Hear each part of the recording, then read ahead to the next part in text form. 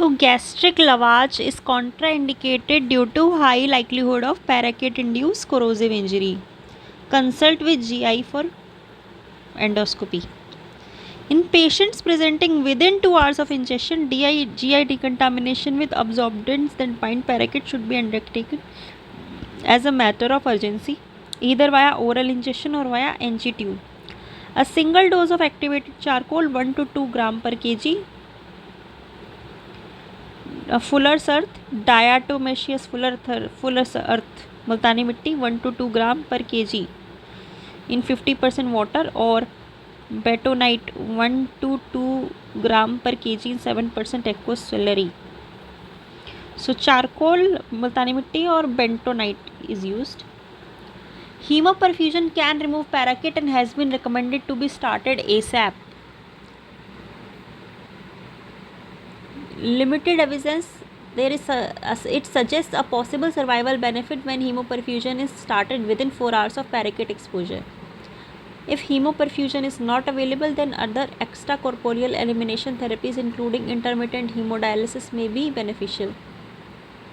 Although continuous veno-venous hemodialysis removes parakeet, it is unlikely to provide rapid reductions in parakeet concentration and therefore should not be used if other therapies are available. Repeated pulse dose. Continuous मतलब क्या कर सकते हैं, haemo perfusion कर सकते हैं, haemo perfusion, continuous वीनोवीनस haemodialysis कर सकते हैं, और क्या कर सकते हैं, benefit from repeated pulse dose of glucocorticoids and cyclophosphamide.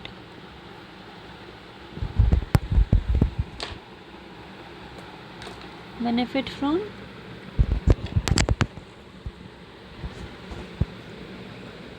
repeated pulse doses of glucocorticoids and cyclophosphamide, but a large RCT demonstrated no benefit. So dexamethasone may be beneficial and should be administered at a dose of 8 mg IV TDS for the first 72 hours.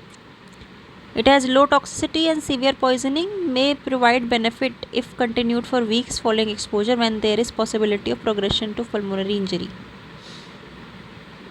So Dexona steroid will inhibit the inflammation, no?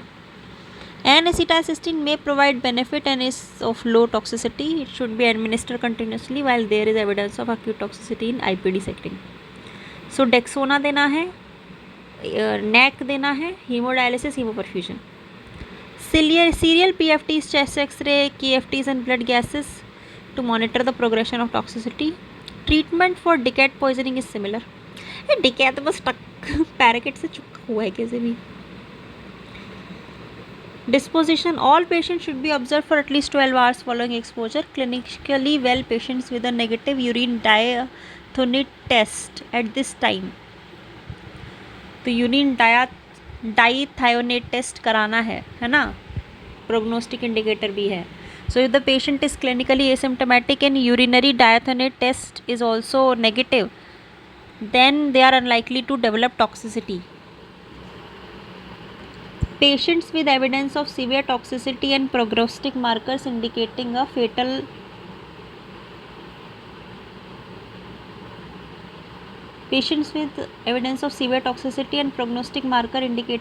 outcome should receive appropriate supportive and palliative care. Then there are urea substituted, organophosphate herbicide, glyphosate. Some lawn and garden products sold using a common or group brand name may contain different active ingredients. Then there are rodenticides. Next chapter is rodenticides. चूहे मारने की दवा. How desperate someone must have been to eat this thing in hope to die. It's like कि क्या ही बोले इंसान छोड़ो. I can't say that on YouTube anymore. Okay. A number of agents with distinct toxicities are used as rodenticide. They are commonly classified based on whether they are anticoagulants or non-anticoagulants. Although intentional ingestions are often associated with significant morbidity and mortality. Most unintentional exposure occur in young children and result in no toxicity.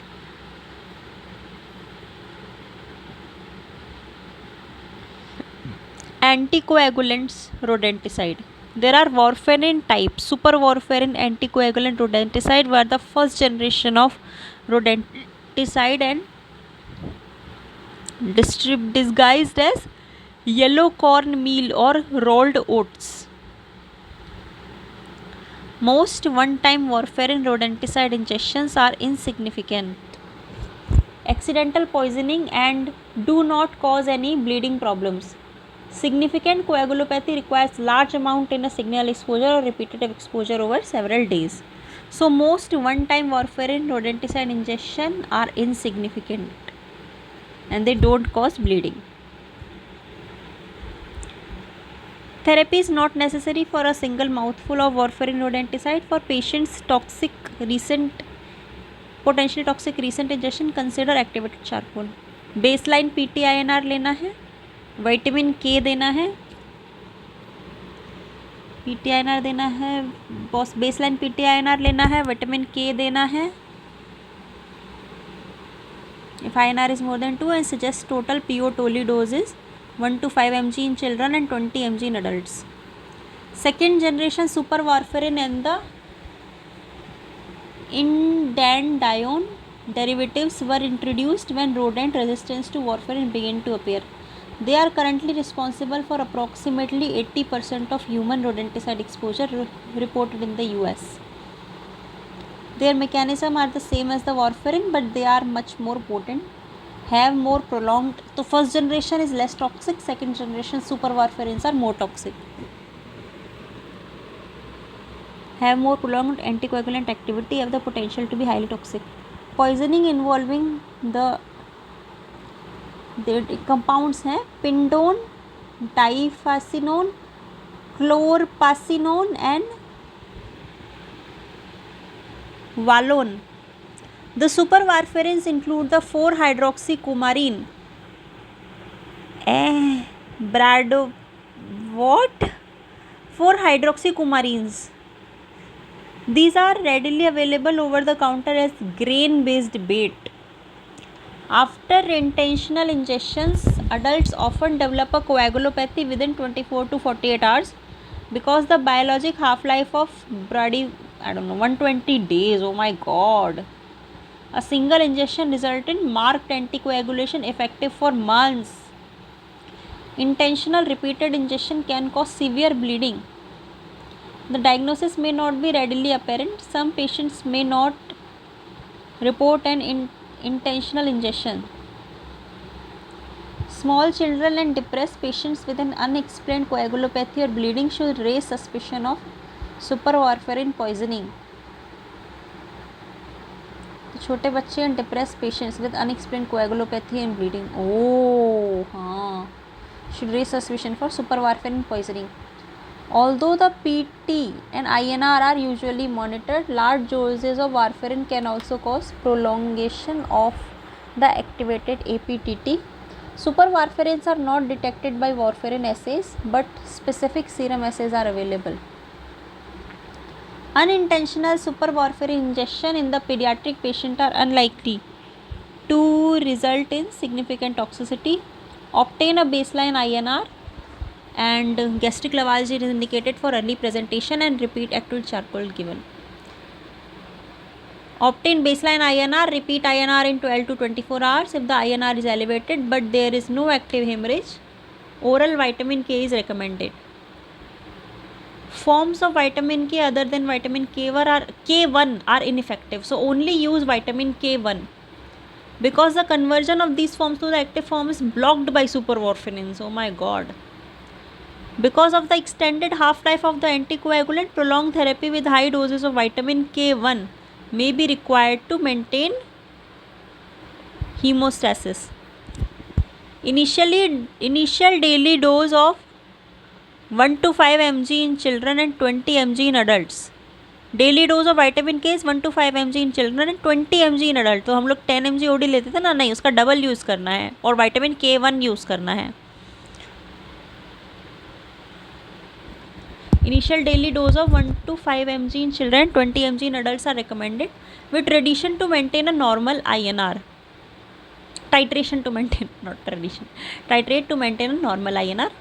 Dose up to 100 mg per day for 10 months. जितना दो vitamin के, जितना दे सकते हो उतना दो, जितना बिना टॉक्सिसिटी कराए तुम दे सकते हो विटामिन के उतना दो. 100 mg per day, 10 times the usual dose for 10 months. Upon discontinuation of vitamin K therapy, serial INR determination are required to ensure that further therapy is not needed.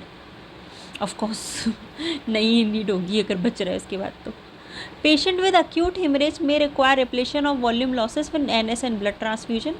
Vitamin K1 10 mg should be administered by slow IV infusion to minimize the risk of a hypotensive reaction. Replacement of coagulation factor should be achieved using 4-factor. हाँ, achieved using 4-factor prothrombin complex concentrate और 3-factor PCC and FFP. 4-factor में आपके क्या क्या आते हैं basically?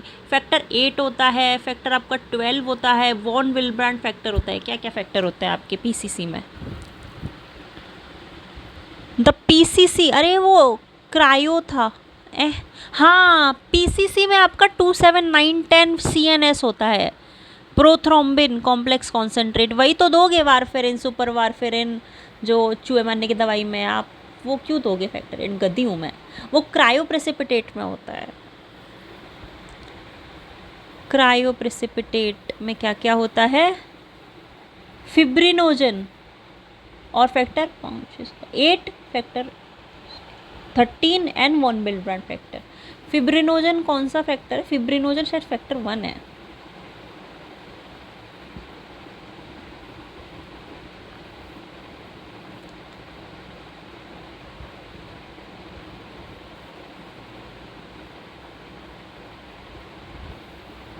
हाँ, clotting factor 1 is fibrinogen. सो इसको यहीं क्लियर कर लेते हैं.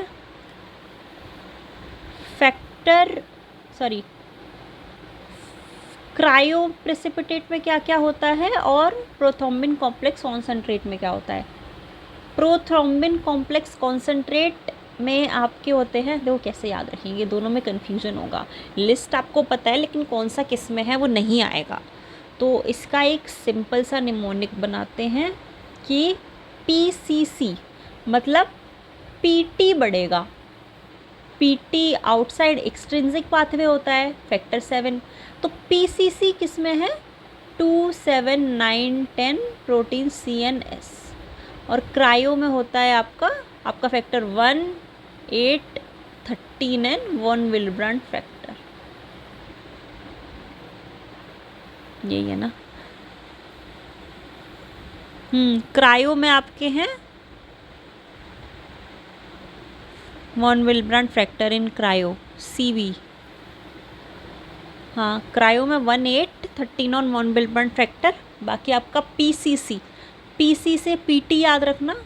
PT 2, 7, 9, 10 लिवर वाला PT INR बढ़ेगा जिसमें 2, 7, 9, 10 प्रोटीन CNS.